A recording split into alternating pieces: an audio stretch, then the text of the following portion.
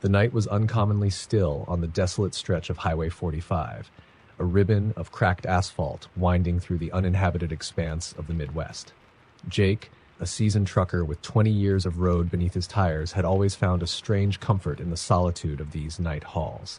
His 18-wheeler hummed steadily, headlights cutting through the ink-black night. The rhythmic whir of the engine was his only companion. It was past 2 a.m. when Jake noticed something odd, a flicker of light in his peripheral vision. Glancing to his left, he saw a battered sedan sitting on the shoulder, hazard lights blinking weakly. A shadowy figure stood near the car, waving a flashlight in slow, deliberate arcs. Jake's heart sank. Pulling over on a highway at this hour was a risk, but the man looked desperate. Against his better judgment, Jake eased the truck onto the shoulder, its bulk groaning to a halt. As Jake climbed down from the cab, the man approached, his face obscured by the harsh angle of the flashlight beam. He was tall, gaunt, and dressed in clothes that looked several sizes too big. "Need help?" Jake asked, his voice cutting through the oppressive silence. The man nodded slowly. "Car died. Been stuck here for hours. Can you give me a ride to the next town?" Jake hesitated. Something about the man's voice, flat, devoid of emotion, set him on edge. But the nearest town was over 50 miles away. Leaving him here didn't sit right. Against his instincts, Jake gestured to the passenger side. "Hop in." The man climbed into the cab without a word, settling into the seat with an unnatural stiffness. Jake tried to make small talk as they pulled back onto the highway, but his passenger remained eerily quiet, offering only monosyllabic answers. After a while, Jake gave up and focused on the road. Miles passed, the highway stretching endlessly ahead. Jake felt the weight of the man's gaze, though he never turned to confirm it. The air inside the cab grew heavy, suffocating. Then, without warning, the man spoke. "You ever hear about the vanishing hitchhikers on this road?" he asked, his tone cold and detached. Jake's grip tightened on the wheel. "Can't say I have. Should I be worried?" The man let out a low chuckle that made Jake's skin crawl. "Depends on what you believe, I guess. Some say they're ghosts, others, something worse." Jake forced a laugh. "Sounds like a good campfire story." The man didn't respond. Instead, he reached into his jacket, pulling out something that glinted faintly in the dim light. Jake tensed, but it was just a folded piece of paper. The man placed it on the dashboard. "That's where I need to go," he said. Jake glanced at the paper, confusion creeping in. It wasn't an address, just a crude, hand-drawn map leading to what looked like an unmarked turnoff. "This doesn't look like a town," Jake said, his voice edged with suspicion. "It's where I need to go," the man repeated, his tone brooking no argument. Jake's instincts screamed at him to refuse, but the man's expression, though calm, carried an unspoken menace. Reluctantly, Jake followed the map's directions, turning onto a dirt road that seemed to lead nowhere. The truck's headlights illuminated gnarled trees and overgrown brush, their twisted shadows clawing at the cab. After what felt like an eternity, the road ended in a clearing. There was nothing there. No houses, no buildings, just an expanse of dirt and trees. "This is it," the man said, opening the door and stepping out. Jake watched as the man walked into the darkness, his form swallowed by the night. He waited, heart pounding, unsure whether to leave or follow. Before he could decide, the man reappeared, standing just at the edge of the headlights. He raised a hand, waving slowly, almost mockingly. Then he was gone. Jake blinked, his heart racing. The man hadn't turned and walked away. He had simply disappeared. Panicked, Jake threw the truck into gear, tires spinning as he sped back down the dirt road. His mind raced, trying to make sense of what had just happened. He didn't stop until he reached a truck stop hours later, the first sign of civilization he'd seen since the encounter. When Jake finally climbed out of the cab, his legs shook. He felt a strange compulsion to check the passenger seat. There, lying where the man had sat, was the piece of paper. But now it was blank. Jake quit night hauling after that, selling his rig and taking a local delivery job. He never told anyone the full story. Some nights, though, he'd wake in a cold sweat, haunted by the memory of that gaunt figure and the strange map that led nowhere.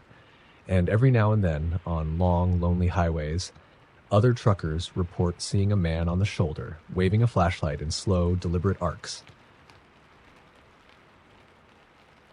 The rumble of the 18-wheeler echoed through the mountain pass as Mike steered cautiously along the treacherous curves of Highway 6666. Truckers whispered about this route, calling it cursed. They claimed strange things happened to those who drove it, especially at night. Mike wasn't superstitious, but he'd heard enough to make him keep one hand firmly on the wheel and his eyes darting to the mirrors. The CB radio crackled to life. "Breaker! Breaker!" A distorted voice said. "You there, driver?" Mike picked up the mic. "Yeah, I'm here. Who's this?" The voice hesitated, then replied, "Just a fellow trucker. You're out late on the Devil's Highway." Mike chuckled nervously. "Guess I am. You close? Closer than you think." Mike glanced at the mirrors again. Nothing. No headlights, no taillights, just the vast black void of the mountainous wilderness. He clicked the mic. "Don't see you. What's your 20? Silence. Then the voice came back, quieter, almost a whisper. "Don't stop, no matter what you see. Just keep driving." A chill ran down Mike's spine. He glanced at the CB radio, wondering if someone was messing with him. Before he could respond, the transmission cut out with a burst of static. He tightened his grip on the wheel, heart thudding in his chest. Minutes passed. The road seemed to stretch endlessly, the curves sharper, the night darker. Then he saw it. A figure standing on the side of the road. A woman, barefoot, dressed in a pale, tattered dress, her hair hanging in matted clumps. She stared straight ahead, unmoving. Mike slowed instinctively. His headlights illuminated her face, a hollow-eyed, pale visage that didn't look entirely alive. He slammed on the brakes, the truck skidding slightly, coming to a halt just feet from her. She didn't flinch, didn't blink. Mike leaned out the window. "Ma'am, are you okay?" No response. Her eyes seemed to bore into him, cold and empty. Against his better judgment, he climbed down from the cab, keeping one hand near the tire iron strapped to his rig. "Miss?" he called, his voice shaky. She tilted her head slowly, unnaturally, like a puppet whose strings had been tugged. Then, with a sickening jolt, she took a step toward him. "Hey, stay back," Mike said, his voice rising.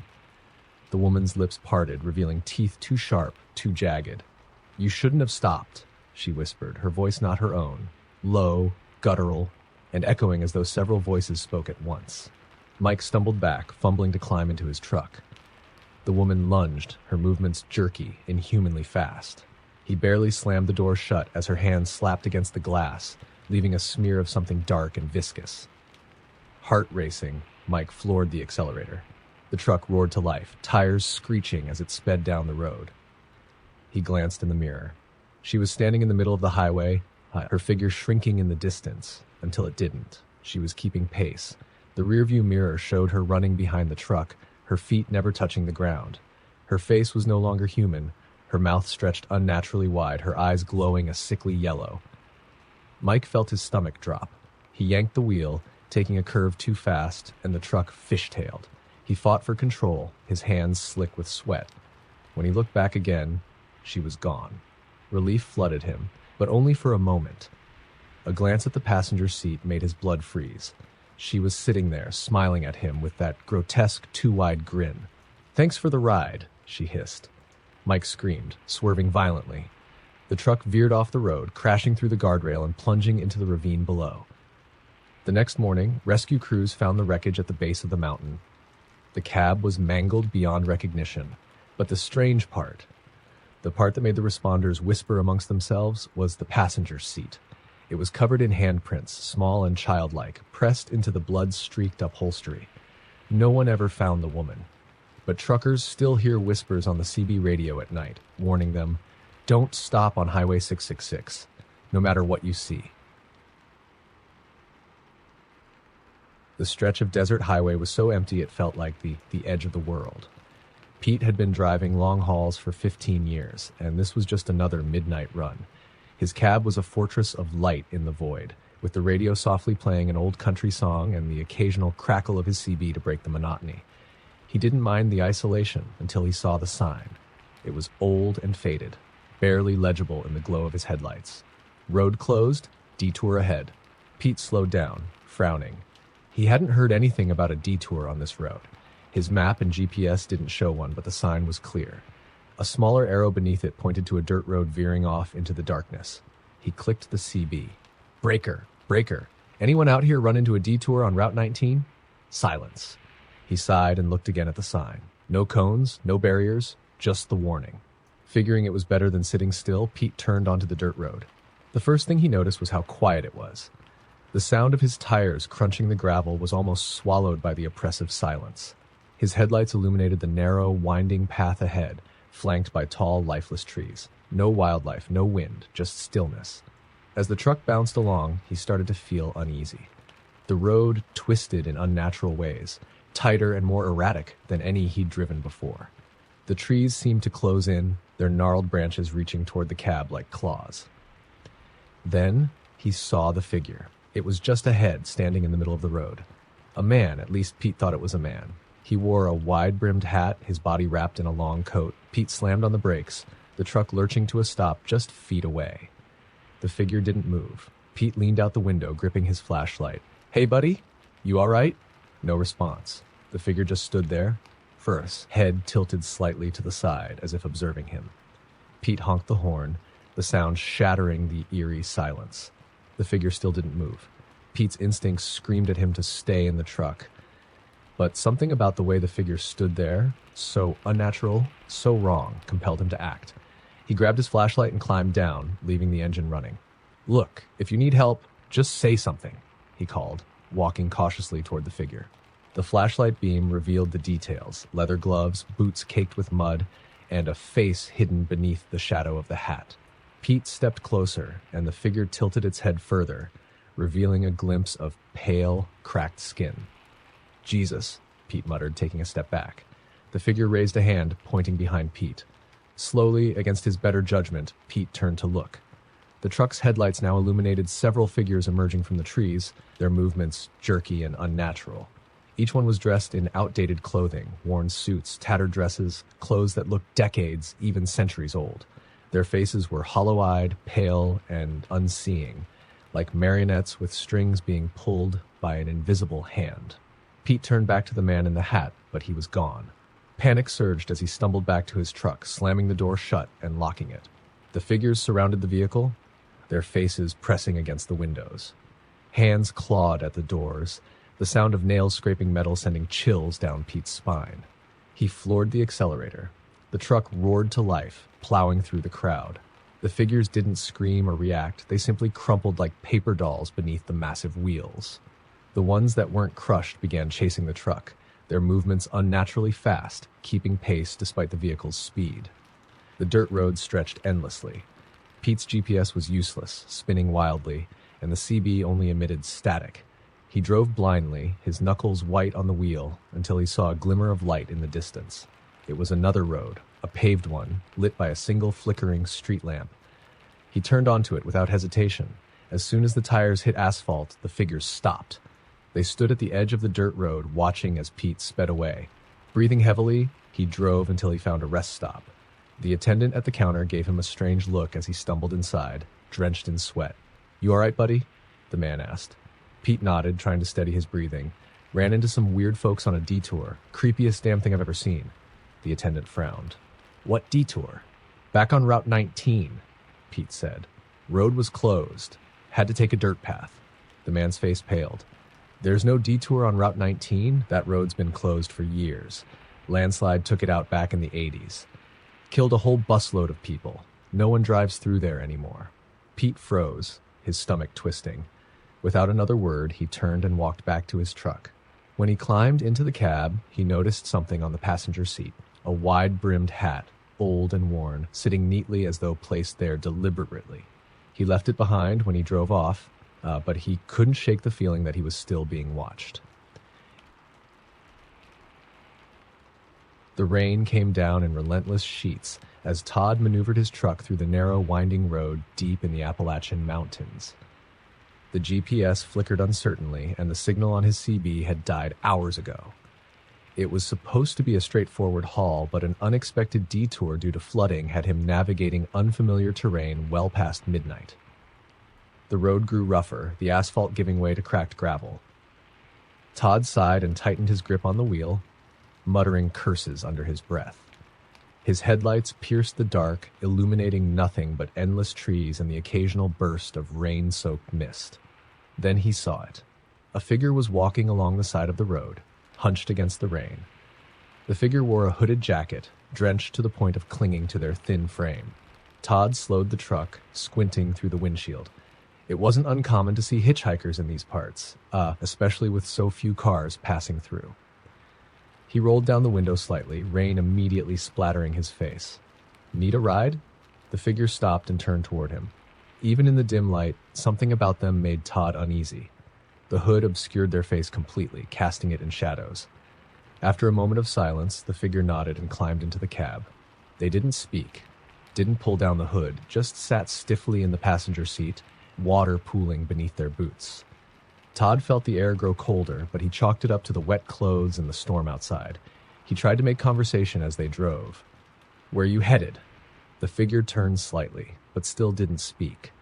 Todd glanced over, hoping for some sort of response, but the sight made his stomach tighten. Beneath the hood, there was no face, just a featureless void where eyes, a nose, and a mouth should have been. His breath caught, and he jerked the wheel slightly, the truck wobbling on the slick road. When he looked again, the figure was gone. The seat was soaked, water dripping onto the floor, but there was no sign of his passenger. Todd's heart pounded as he focused back on the road, telling himself he was just overtired. That's when he noticed the fog thickening. It wasn't normal fog, it swirled unnaturally, clinging to the truck and blotting out the trees. The road itself seemed to shift, bending in impossible ways. The headlights caught something ahead, a sign, barely legible in the dense mist. "Welcome to Black Hollow." Todd had never heard of Black Hollow, and it wasn't on any map he'd seen. Unease crept in as he passed dilapidated buildings shrouded in darkness. The structures were warped, their windows shattered, yet faint flickers of light moved within them like restless shadows. A sharp noise broke his thoughts. Laughter, high-pitched and childlike. Todd glanced at his mirrors. Behind the truck, shapes were moving in the fog, darting just beyond the reach of his taillights. He pressed harder on the gas, but the truck seemed sluggish, as if the air itself resisted him. The laughter grew louder, joined by whispers in a language he couldn't understand. Shapes appeared on the road ahead, figures with impossibly long limbs, their heads tilted at unnatural angles. Todd swerved, narrowly avoiding them, his heart pounding as the truck skidded on the wet gravel. One of the figures darted toward the driver's side. It pressed its face to the window, a grotesque amalgamation of features that didn't belong together. Its mouth twisted into a grin that stretched far too wide. "Stay," it whispered, the sound like nails scraping metal. "You belong here now." Todd screamed, slamming the accelerator. The truck surged forward, plowing through the mist and leaving the figures behind. The fog thinned suddenly, and he found himself back on a paved road, the rain easing into a light drizzle. He didn't stop driving until he reached a truck stop miles away. As he staggered into the diner, the clerk looked at him with wide eyes. "Where'd you come from, man?" the clerk asked. Todd shook his head, still trembling. "Someplace called Black Hollow." The clerk's face paled. "Black Hollow? That town's been gone for decades. Burned to the ground after some bad things happened. No one's driven through there in years." Todd didn't argue. He grabbed a coffee and went back to his truck, vowing never to take another detour. But as he climbed into the cab, his eyes caught something on the passenger seat. A faint, wet handprint, smudged and dripping, as though someone had just been there. The desert highway stretched endlessly before Rick, his rig cutting through the night like a lone bullet in the dark. He was hauling steel beams to Phoenix, and the deadline was tight. The dispatcher's warning echoed in his mind. "Don't take Old Creek Pass. It's shorter, but no one uses it for a reason." Rick wasn't one to scare easily. Trucking for 20 years, he'd heard every ghost story truck stops had to offer. So when he saw the weathered sign for Old Old Creek Pass, he snorted, flipped on his blinker, and made the turn. The road was narrow, twisting between jagged rock formations. The moonlight barely filtered through, casting long, eerie shadows. Rick's high beams swept across the landscape, revealing only the occasional scrub bush and stretches of cracked asphalt. Then he saw the first animal. It was a coyote, or at least he thought it was. It stood motionless in the middle of the road, its head cocked unnaturally to one side. Its eyes glowed, not with the typical reflection of headlights, but with a faint, unnatural yellow. Rick slowed, gripping the wheel.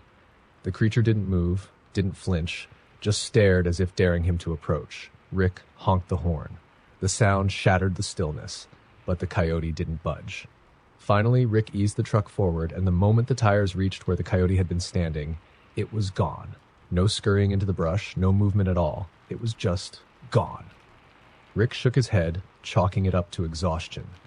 He needed coffee and a long haul of decent music, but his radio had cut to static the moment he turned onto the pass. He reached for his thermos, but a flicker in his peripheral vision made him freeze. Something was running alongside the truck.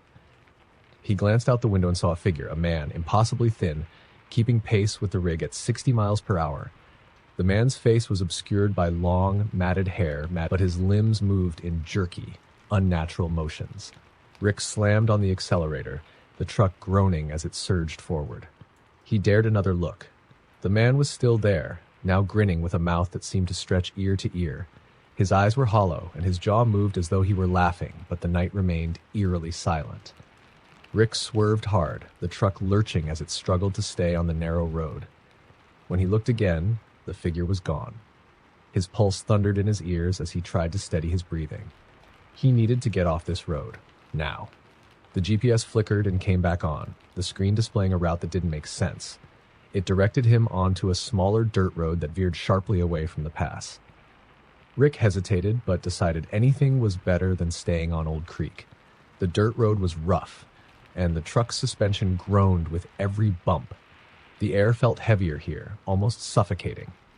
Then he saw the lights, a cluster of them, faint and flickering, just up ahead.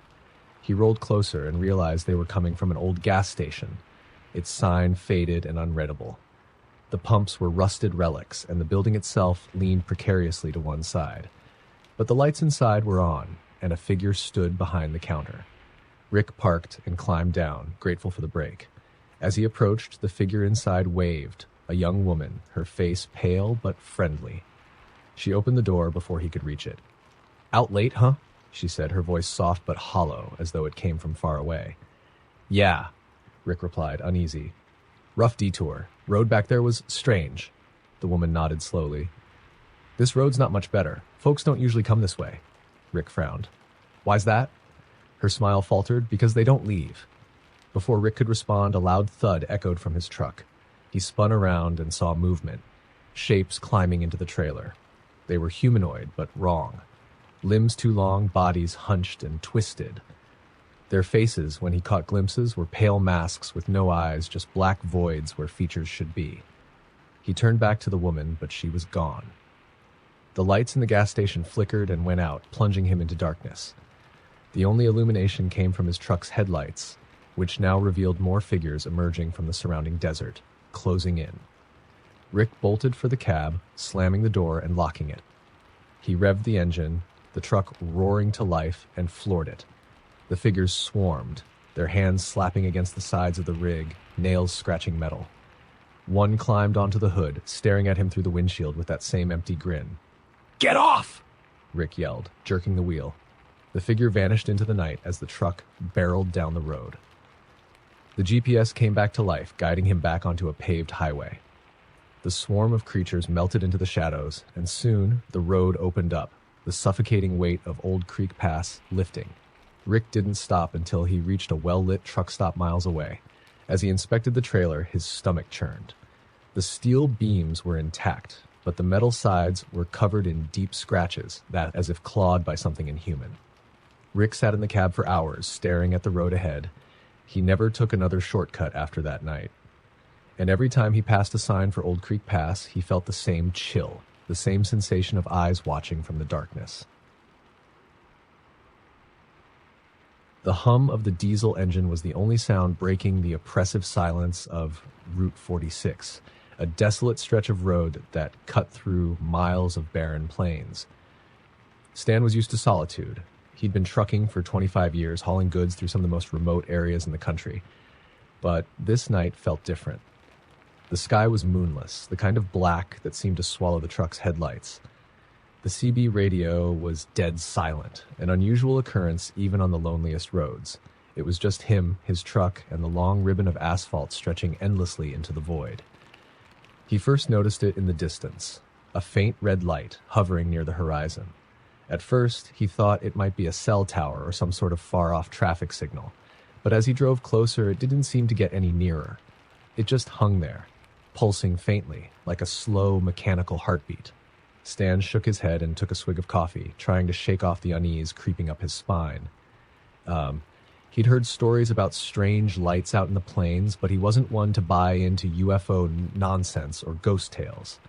He focused on the road, ignoring the red glow in the distance, until it started moving. The light began to drift, weaving slowly across the sky before dipping lower, closer to the ground. Stan squinted, trying to make sense of what he was seeing. Whatever it wasn't a plane. It moved too erratically, like it was alive, or controlled by something that didn't understand how things should fly. The truck shuddered as a sudden gust of wind slammed into it, almost knocking it off the road. Stan gripped the wheel tighter, his heart racing. The light was now directly above him, casting a dim, otherworldly glow that bathed the cab in crimson. And then the truck died. The engine sputtered and stopped, the headlights flickering out. Stan's heart pounded as the silence closed in, broken only by the ticking of cooling metal. He flipped the ignition, but nothing happened. The truck was dead, stranded in the middle of nowhere. He grabbed his flashlight and stepped out into the night, the beam cutting through the darkness. The air felt heavy, charged with static, and the red glow pulsed above him, brighter now. It cast eerie shadows across the empty landscape.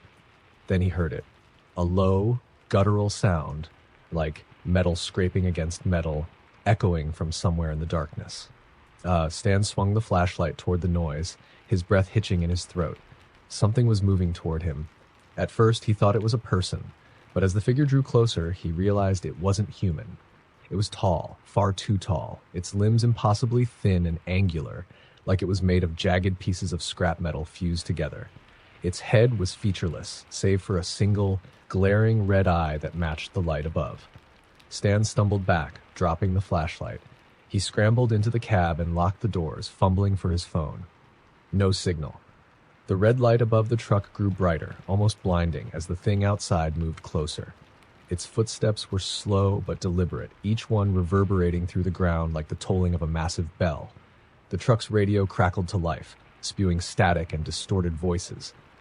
Among the chaos, one word repeated over and over, chilling Stan to his core. Run. The creature reached the driver's side window, its featureless head tilting as if examining him. Its jagged hands scraped against the glass, leaving deep grooves. The truck suddenly jolted, shaking violently as if something massive had grabbed it. Stan panicked, slamming his fists against the wheel. Come on! Come on! He shouted, turning the ignition desperately. The engine roared to life, and the headlights flickered back on. Without thinking, he threw the truck into gear and floored it. The creature didn't move out of the way. The truck hit it with a sickening crunch, but when Stan looked in the mirror, there was nothing there. The red light above him blinked out, plunging the road back into darkness. He didn't stop driving until dawn, when he finally reached a gas station. The attendant raised an eyebrow at him as he staggered inside, pale and trembling. "You all right, buddy?" the man asked. Stan nodded, though his hands were still shaking. Something out on Route 46, he mumbled. Saw a light and something else. The attendant's expression darkened. "You took Route 46 at night?" Stan nodded. The man leaned closer, his voice low. "You're lucky you made it. Folks around here say there's something out there. They call it the Red Watcher. Anyone who sees it doesn't usually make it back." Stan stared at the man, his stomach churning. "What the hell is it?" "No one knows," the man replied. "But they say if it finds you, it doesn't stop until it takes what it's looking for." Stan never drove Route 46 again, but sometimes when he's alone on the road late at night, he catches a faint red glow in his mirrors, and he drives faster. The snowstorm came out of nowhere, blanketing the mountain pass in a thick, blinding sheet of white. Bill had been driving this route for years and thought he'd seen it all, but tonight was different. The storm was vicious, and the sharp twists of Pine Ridge Pass were treacherous even in good weather.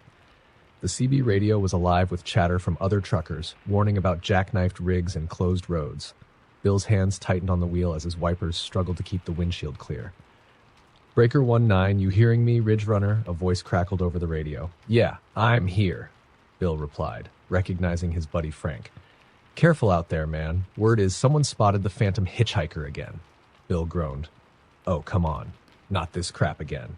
"I'm serious, Ridge. Snowstorms like this, that's when people see him. A guy in a dark coat walking the shoulder, you stop to help him and he disappears. Or worse, you don't stop and he shows up inside your truck.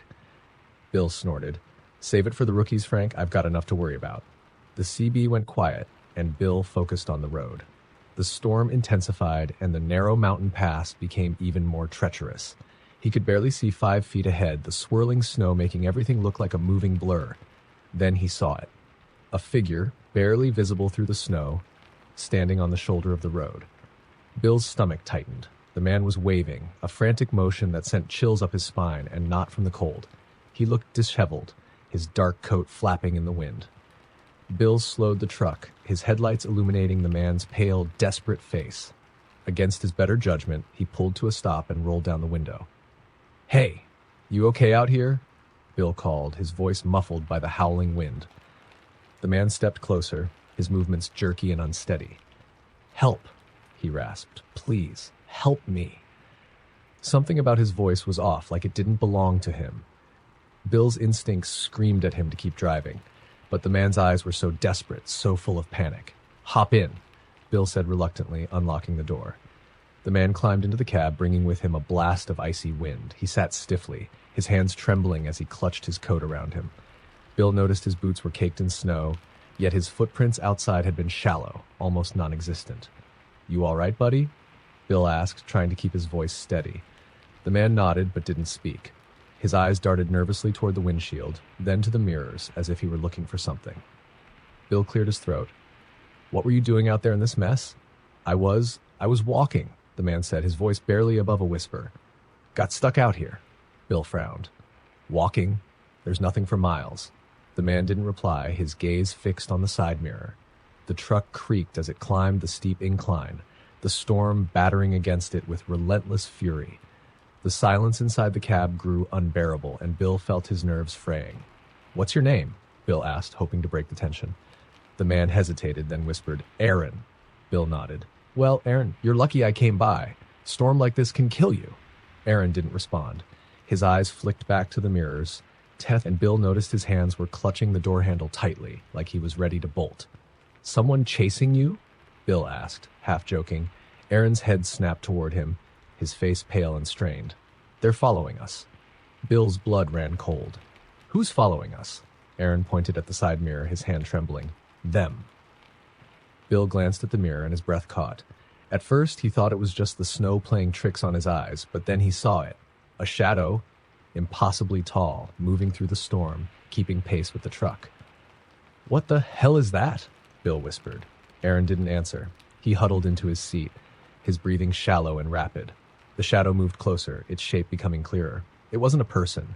Its limbs were elongated, its head misshapen, and its movements were wrong, too smooth, too deliberate. Bill gritted his teeth and floored the accelerator. The truck roared as it barreled up the mountain pass, the shadow falling further behind but never disappearing entirely. The CB crackled to life. "Ridge Runner, you still out there?" It was Frank's voice. "Frank, something's following me," Bill shouted. "What are you talking about?" Frank replied, his tone confused. "Something's in the storm. I picked up a guy and now—" Bill turned to look at Aaron, but the seat was empty. His heart stopped.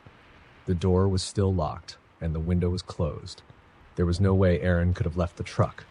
Yet he was gone, leaving only a faint outline of frost on the seat. Bill's hands trembled as he gripped the wheel, his eyes darting to the mirror. The shadow was gone. He drove until he reached the first truck stop he could find, stumbling into the diner, pale and shaking. The waitress behind the counter raised an eyebrow. "You look like you've seen a ghost," she said, pouring him a cup of coffee. Bill stared at the steaming cup, his hands still trembling. "Maybe I have." As he sat there trying to calm his racing heart, he glanced out the window. The storm had eased, but in the distance, just beyond the reach of the parking lot lights, he saw it again. A tall, twisted shadow, watching, waiting. The highway was eerily quiet that night as Jim hauled his load through the vast stretch of desert. It was the kind of silence that gnawed at your nerves, broken only by the hum of the engine and the occasional rattle of the trailer. His destination was still hours away, but the isolation made time feel like it was stretching forever. It was around 2 a.m. when he saw the sign, "Last gas station for 50 miles." Jim checked his fuel gauge, half a tank. Enough to make it, but barely. He didn't like taking chances out here, so he pulled in. The station was ancient, the kind of place that looked like it hadn't been updated since the 1950s. The sign buzzed dimly, and the pump island was lit by a single flickering bulb. There was a rusted pickup parked by the side, its windows too dusty to see inside. Jim parked and stepped out, shivering despite the desert heat. The air felt wrong, heavy, like it carried something unseen. He shrugged it off and started fueling up. As the gas flowed, he glanced toward the station's convenience store. The windows were pitch black, even though the open sign was faintly glowing. He figured the attendant was asleep or hiding in the back. Not unusual for a place like this. Then he heard the sound, a low, rhythmic thump. It came from somewhere behind the station. Jim froze, his hand tightening on the pump. The sound repeated, steady and deliberate, like someone hammering on a metal drum. He told himself it was probably the wind knocking something around. But there was no wind. The desert was dead still. The thumping stopped. Jim let out a breath he didn't realize he'd been holding and finished fueling. He climbed back into his truck, eager to put this place behind him. That's when he saw the figure. It was standing in the middle of the road ahead, illuminated by his headlights. At first, Jim thought it was a hitchhiker, a tall man in a long coat, standing unnaturally still. He honked his horn. The figure didn't move. "Great," Jim muttered, leaning out of the window. "Hey, you need help or something?" No response. The figure didn't so much as twitch. Something about the way it stood made Jim uneasy. Its head was tilted slightly downward, as if staring at the ground, but its posture was rigid, unnatural. Jim honked again. Still nothing. "All right, have it your way," he muttered, putting the truck into gear. He figured the guy would step aside once he saw the truck moving. He rolled forward slowly, his headlights washing over the figure. And that's when he realized this wasn't a man. Its face wasn't human. It was pale, smooth, featureless, except for two gaping holes where its eyes should have been. Its hands were long and clawed, hanging limply at its sides. Jim slammed on the brakes, his heart hammering in his chest. The thing tilted its head up as if sensing him and took a step forward. The thumping sound returned, louder now, coming from all around him. It wasn't just one sound, it was many, overlapping, like a dozen sets of heavy footsteps echoing through the night. Panic surged through Jim as the figure broke into a shambling run, its movements jerky and unnatural. Behind it, shadows emerged from the desert, more figures all moving toward the truck. Jim floored the gas, the engine roaring as the truck lurched forward. The first figure didn't move out of the way, and the truck hit it with a sickening thud. But when Jim glanced in the mirror, the thing was still there, clawing its way onto the back of the trailer. Its eyeless face turned toward him, mouth opening into an impossibly wide grin. The thumping grew deafening, and Jim realized the others were climbing onto the truck as well. The trailer rocked violently as they moved, their claws scraping against the metal. "Get off!" Jim yelled, swerving wildly. The figures clung on, their distorted faces pressing against the rear window of the cab. One of them slammed its hand against the glass, cracking it. Jim's knuckles whitened as he gripped his mind racing. He spotted a turnoff ahead, a narrow dirt road leading into the darkness. Without thinking, he veered onto it, the truck bouncing wildly over the uneven terrain. The jolt was enough to throw most of the creatures off, but not all. One clung to the side of the cab, its clawed hand reaching for the door handle. Jim grabbed a wrench from the passenger seat and swung it, smashing the creature's hand. It let out a guttural screech, louder than anything human, and fell away. The road ended abruptly at an old, dilapidated bridge. Jim slammed on the brakes, the truck skidding to a halt just before the edge. He jumped out, his legs shaking, and scanned the area. The creatures were gone. The desert was silent again, but the air still carried that oppressive weight. Jim didn't stick around to question it. He climbed back into his truck, turned it around, and drove straight to the next town without looking back. At the diner where he stopped to catch his breath, the waitress listened to his story with a grim expression. "You stopped at that old gas station, didn't you?" she asked. "Yeah." She shook her head. "That place hasn't been open in years, burned down after some folks went missing out there. They say the ones who disappear are still wandering the desert, looking for someone to take their place." Jim didn't finish his coffee. He got back in his truck and kept driving, vowing to stick to crowded highways from now on. But every so often, in the dead of night, he still hears it. The thumping sound, faint and far away, like a warning or a promise. The rain was relentless, hammering against the windshield as Dave navigated the winding mountain road. He hated routes like this, especially at night. His headlights barely cut through the mist and rain, and the occasional flash of lightning only made the shadows seem deeper. Dave checked the clock on the dashboard. 1:13 a.m. He still had a few hours before he could pull over and rest, but the weight of exhaustion was creeping in. He rolled down the window, a crack, letting the cold, damp air jolt him awake. That's when he saw the sign. Dead Man's Hollow, 2 miles. It wasn't a name that inspired confidence, but Dave had heard of it before. Other truckers talked about it in hushed tones, sharing stories about accidents and strange happenings. He didn't buy into ghost stories, but the name alone was enough to make his grip on the wheel tighten. As he rounded a bend, the road opened up to a narrow bridge that spanned a deep, mist-filled gorge. The guardrails were old and rusted, barely visible in the rain. Dave slowed, his truck's tires sending up sprays of water as they hit the slick surface of the bridge. Halfway across, the radio crackled to life. "Breaker 19, a distorted voice said, cutting through the static. Dave frowned. The radio had been silent all night. He reached for the mic. "Yeah, this is Big Rig Dave. Who's out there?" The reply came after a moment of static. "Turn back." Dave froze, his hand hovering over the mic. The voice was strange, hollow, like it was coming from far away or not from a person at all. "Who is this?" Dave asked, his voice sharper now. The radio crackled again, then went dead. A sudden thud jolted the truck, making Dave slam on the brakes. The rig skidded to a halt, the back end fishtailing dangerously close to the edge of the bridge. Heart pounding, Dave grabbed his flashlight and climbed out of the cab. The rain was colder than he expected, soaking through his jacket instantly. He swept the beam of light around, searching for whatever he'd hit. Nothing. He checked the front grille of the truck. No dents, no blood, no signs of impact. But as he turned to get back into the cab, he saw them. Footprints. They were barefoot, too large to be human, and they glistened in the rain, leading from the side of the truck toward the edge of the bridge. Dave followed them with his flashlight, his stomach tightening with every step. At the edge of the bridge, the footprints stopped. There was nothing below but swirling mist and the faint sound of rushing water far below. Dave backed away, his pulse racing. He climbed into the truck and locked the doors, telling himself it was just his imagination. But as he put the truck into gear, he saw movement in his side mirror. A figure was standing at the far end of the bridge. It was tall and gaunt, its body unnaturally thin, silhouetted against the faint glow of the headlights. Its head was tilted to the side, as if studying him. Dave's blood ran cold. He slammed the gas pedal, the truck lurching forward.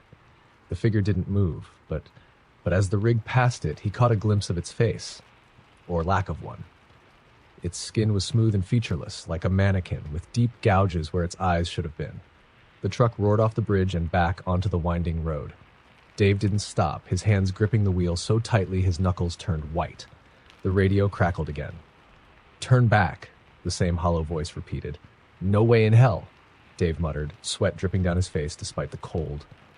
The voice grew louder, almost a whisper now, but close, too close. "You can't leave," it said. Dave's headlights flickered, and the dashboard lights dimmed. The truck groaned, and for a terrifying moment, he thought the engine would die. But then the lights returned and the voice disappeared. He didn't stop driving until dawn when he finally reached a truck stop. Shaking, he parked the rig and stumbled inside. The old man behind the counter looked up as Dave approached. "You all right there, son?" Dave nodded, though his hands still trembled.